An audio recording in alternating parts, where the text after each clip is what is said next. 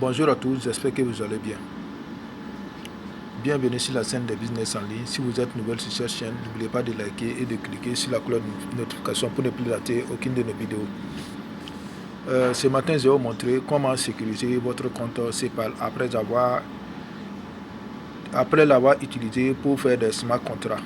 Voilà, donc il faut savoir parfois lorsque vous les utilisez pour des smart contracts, votre portefeuille devient fragile aux différentes arnaques et les différentes fraudes. Voilà, sans plus tarder, je vais rentrer dans mon portefeuille CPAL.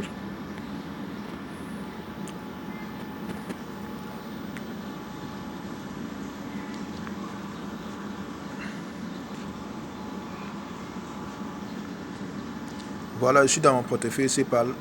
Il y a environ 3 jours de cela, ce compte a été piraté. Voilà, donc je vous montre. J'avais acheté des cryptos environ 145 dollars. J'avais 0,5 dollars USDT BP20 dans mon compte. Voilà. Et maintenant, lorsqu'ils ont fait la transaction, lorsque c'est venu dans mon portefeuille CPAL, la personne a retiré ça directement en moins d'une minute. Voilà. Et moi, j'attendais à ce que ça vienne. Étant donné que le fournisseur m'avait envoyé ça, donc je l'ai rappelé, il m'a dit que lui m'a fait déjà le dépôt. Et c'est en ce moment que j'ai vérifié, que j'ai trouvé vraiment qu'il a fait le dépôt et ça a été transféré vers un autre compte. Voilà, pour que cela ne vous arrive pas aussi. Voilà, c'est pourquoi même moi j'ai vidé tout ce que j'avais dans ce portefeuille, c'est pas légalement. Voilà, maintenant, pour que cela ne vous arrive pas, je vais vous montrer comment ça se passe. Je vais cliquer sur recevoir pour vous montrer déjà ce que j'avais acheté, c'est venu dans mon compte par ici. Voilà, je suis ici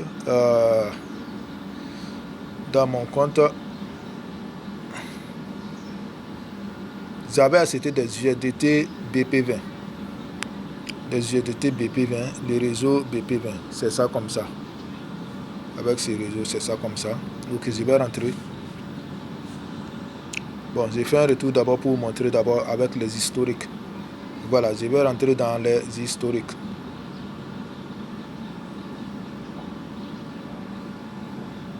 Je vais cliquer d'abord sur ici. Je vais cliquer d'abord sur les USDT BP20. Voici, je suis dans mon réseau USDT BP20. Maintenant, je fais quoi? Je vais cliquer sur... Vous voyez, c'est toutes les transactions qui sont affichées comme ça. C'est toutes les transactions qui sont affichées.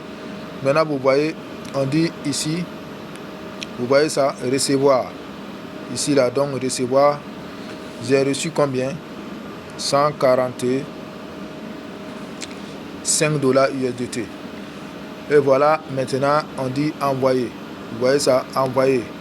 Donc, ça veut dire, dès que c'est venu en même temps, ça a été envoyé. Est-ce que vous voyez? Voilà, donc pour cela ne vous arrive pas. Puis les 145, vous avez 0,5 dollars USDT BP20 dans le compte. Voilà, dès que c'est venu net, ils ont transféré ça dans leur compte. Voilà, et maintenant, je vais vous montrer sur les comptes sur lesquels ils ont transféré ça. Voilà, voici les comptes sur lesquels ils ont transféré ça. C'est vers ces comptes. Voilà, donc j'ai cherché en vers, c'est pas c'est quel smart contract ou bien c'est à quel niveau c'est parti. Voilà. Maintenant, je vais vous montrer maintenant comment sécuriser votre compte. Je ressors encore, je ressors. Voilà, si vous êtes sur la page d'accueil de votre portefeuille CPAL, il faudra d'abord venir cliquer ici. Vous cliquez sur les plus. Vous voyez plus ici. Vous cliquez ici. Vous cliquez ici. Une fois cliqué ici, une page va s'ouvrir. Après la page va s'ouvrir, vous allez cliquer ici. Gestion d'approbation. Vous voyez ça? Gestion d'approbation. Vous allez cliquer là-bas. Après avoir cliqué là-bas, ça va vous ouvrir la page avec laquelle vous avez fait les smart contracts. Nous sommes sur le réseau Ethereum. Nous sommes sur le réseau Ethereum. Je n'ai pas effectué de smart contract avec le réseau Ethereum.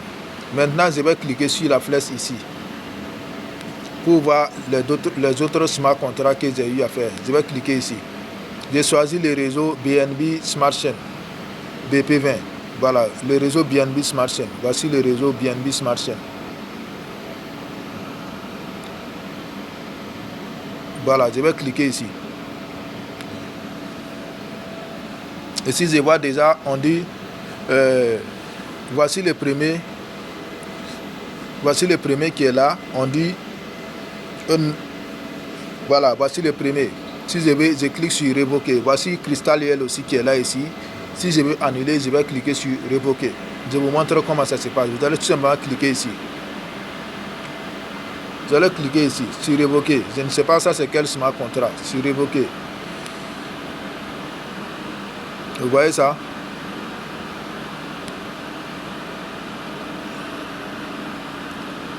Ce smart contract n'indique pas le nom d'un projet au fait. Voilà, donc c'est pas ça, c'est quel genre de truc. Donc je vais cliquer dessus pour révoquer, pour annuler son accès à mon compte.